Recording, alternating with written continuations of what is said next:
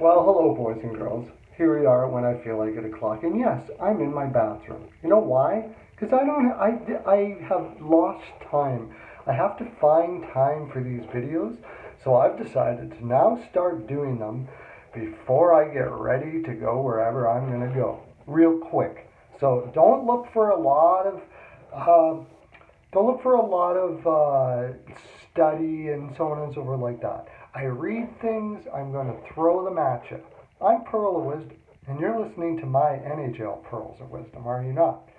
Now, before I go on, if you want to know how valid what I'm saying is, my projections and predictions do come into play.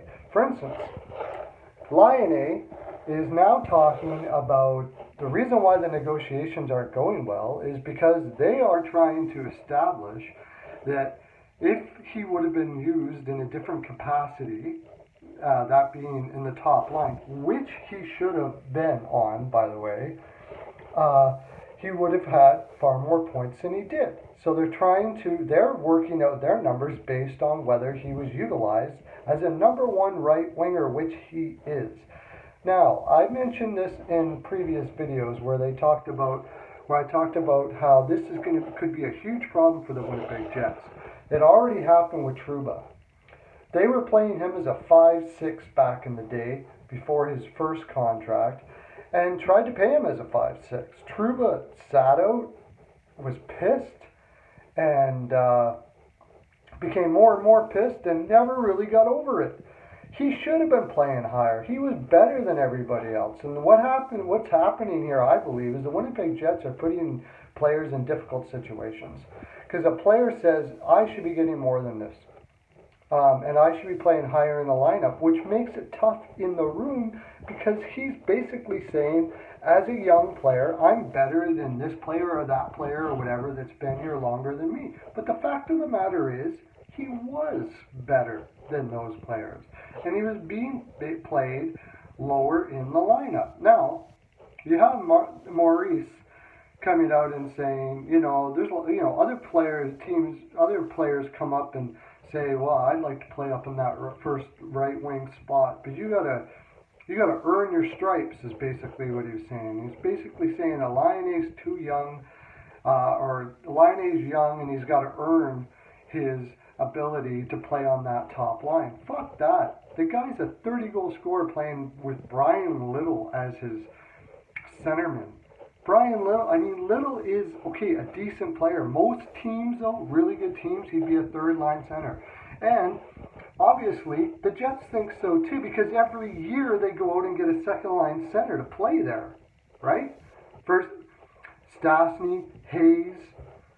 They just don't want to fork out the money for the second-line center because Little is making second-line center money, but he's not a second-line caliber center anymore. And here's Laine playing with him. Now, he's also playing with Ehlers as well, whose numbers are down. Why? Well, there's a lot of reasons. Are they having a tough year, stuff like that? And I hear you out there. I hear you already saying he does have to earn his stripes. If he can't play on the second line and produce, then why should we put him on the first? Because that's just not the way it works with a lot of teams.